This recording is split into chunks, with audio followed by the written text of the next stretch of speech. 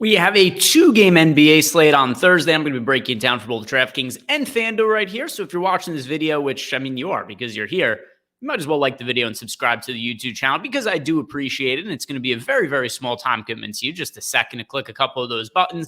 And if you want to sign up for the NBA package at Stokastic, which includes all the tools and all the data and information that I'm about to be showing on screen, sign up using the link that we have below. So I've already got DraftKings lineups built out here. One note is at the time that I'm recording this on Thursday around noon Eastern time, only one player on the injury report. That is Markelle Fultz, who is questionable to play. So whether he is in or out is going to have a pretty big impact on a two-game NBA slate. So be on the lookout for any kind of updates on Markelle Fultz. I tried to wait a little bit to get some sort of update, but eventually just had to do the video. So we've got 150 of my top lineups favorited here. And if we look at the number one overall highest projected lineup by Simulated ROI, it actually does include Markelle Fultz with DeJounte Murray, Saddiq Bey, Obi Toppin, Giannis Antetokounmpo, Trae Young, Jalen Smith, and Onyeka Okongwu.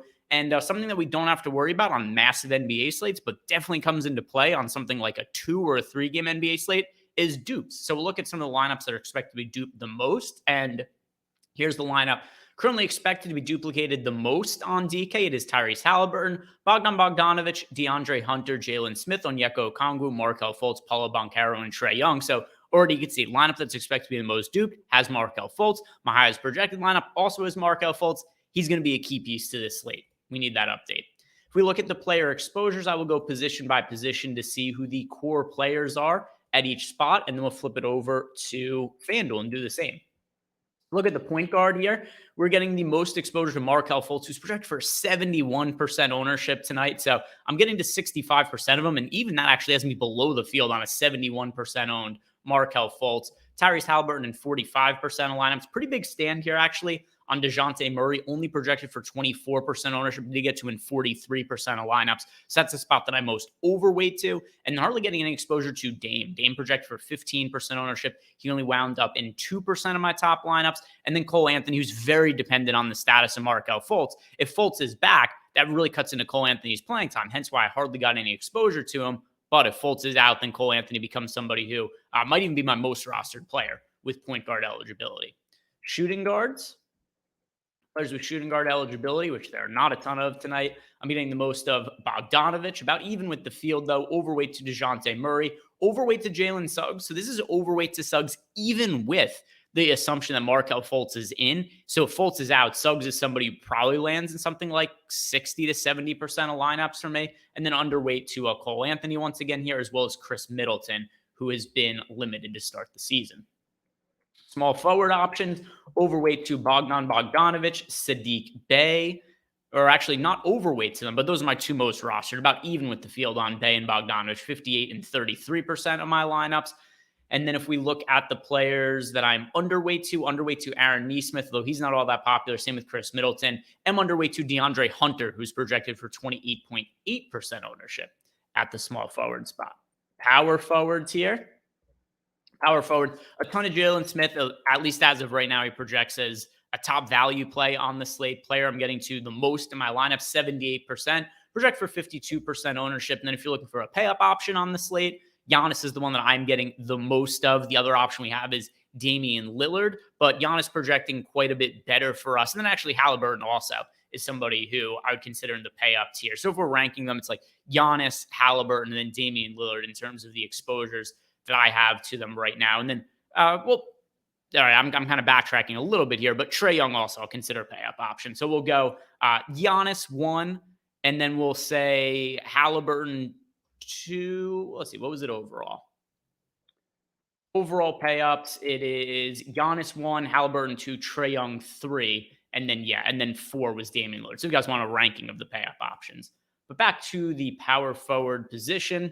Jalen Smith, followed by Giannis Antetokounmpo, Paolo Banchero, and we are overweight to both Jalen Smith and Giannis, coming in underweight at the power forward spot to Wagner, Bobby Portis, Nesmith, though none of them are all that popular. The popular players that are underweight to a power forward are DeAndre Hunter and Jalen Johnson. Let's see, center exposures, and then we'll run FanDuel. Centers, Jalen Smith, Onyeka Okongwu, and then Giannis also is center eligibility, followed by Clint Capella, underweight at the center spot. Portis, Wagner, Goga Batadze. So Batadze has been a value play that I've been jamming the last couple of slates, but his ownership has come down because of his price going up a little bit here. So hardly getting to any of Goga here. Project for 16% ownership. He only made it into 2% of my top 150 lineups. That's a look at everything we have over here on DraftKings. Top value options, top pay up options, and also core plays at each position. Now we'll do it for FanDuel. All right. And what is FanDuel paying out to first? Make sure the right slate selected.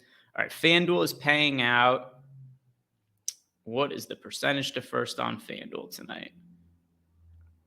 Probably not the biggest contests on FanDuel with the NBA. $200,000 prize pool, $50K to first. So still pretty substantial. So run 25% to first, $200,000 prize pool, $50K to first. That is 1/4 of the prize pool there. And now some of the differences on FanDuel relative to DK. Paulo Banchero, sub 8K over on FanDuel. So I assume that is going to mean that we get a lot of them. Then also, Giannis is only $10,600 on FanDuel with power forward eligibility only. So he doesn't have the additional center eligibility or anything. But 10-6 for FanDuel, 10-6 on FanDuel, I should say, for Giannis is such a cheap price point for him that I imagine when this is done running, I'm going to have a ton of Giannis. Let's see if that's the case. Favorite the top 150 and the highest overall projected lineup: Trae Young, Markelle Fultz, Bogdanovic, Mathurin, Banchero, Bruce Brown. There's Giannis, Obi Toppin, Miles Turner. How about the dupes on FanDuel? Here's the lineup expected to be duped the most as of now: Dame, Fultz, Hield, Mathurin, Wagner, Bruce Brown, Giannis, Banchero, and Goga Batadze. Let's see position by position. And one thing that stands out immediately is the amount of exposure that I have in here to Bruce Brown, who's pretty regularly been priced cheaper on FanDuel and DK this year. But point guards, getting to the most of Markelle Fultz, Trae Young, and Tyrese Halliburton, also DeJounte Murray. So Murray also because he's the shooting guard eligibility. But yeah, only a handful of players with point guard eligibility that we're getting to here. 50+% of Fultz, Young, Halliburton, DeJounte Murray, 34% of Jalen Suggs, and hardly anything else showing up in my top lineups at point guard. So then shooting guard, Benedict Mathurin, who also has small forward eligibility. He's in 3/4 of my lineups. Followed by DeJounte Murray. Murray only projects for 32% ownership on FanDuel, so overweight to him on both sites. And then beyond that, we're underweight to Franz Wagner, even though we have a good amount of exposure to him. That's what ends up happening a lot on these 2-game slates. You have a player, it's like, oh, I've got 40% of them. Yeah, but the field might be projected to have, 60% or something like that. So underweight to Wagner here. And then we also got some of Jalen Suggs with the shooting guard eligibility. Underweight at the position to Buddy Hield and Franz Wagner. Let's look at the small forwards.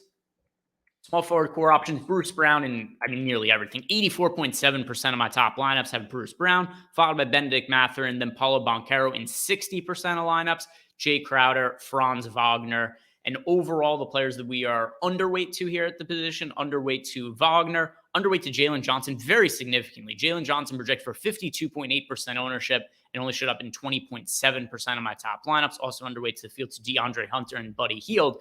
So it looks like the field is pretty heavily going towards like Jalen Johnson and DeAndre Hunter from the Hawks, and our projections in Sims leaning more towards getting to DeJounte Murray as opposed to those guys.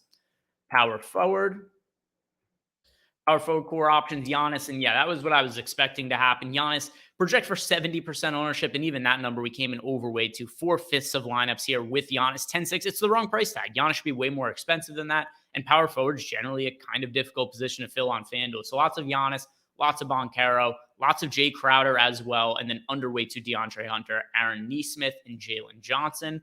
Now we'll round it out by looking at the centers, who it is a lot of Jalen Smith we're getting to, underweight to Goga Batadze as well on FanDuel. So Batadze, whose price hasn't come up on FanDuel quite as much as on DK, he still projects for 36% ownership, projects fairly decently for us, 25.5 fantasy points, but looks like he's a little bit too popular, which is why we come in underweight to him. And then also underweight to Brook Lopez at center on FanDuel. So I hope this helps you guys build your lineups. If you want access to this tool and all the data we have here, sign up using the link that we have below. And if you haven't done it yet, do me a favor, like the video, subscribe to the YouTube channel. I hope you guys have a great Thursday. We'll be back here tomorrow with a more normal and full NBA slate on Friday. So good luck tonight.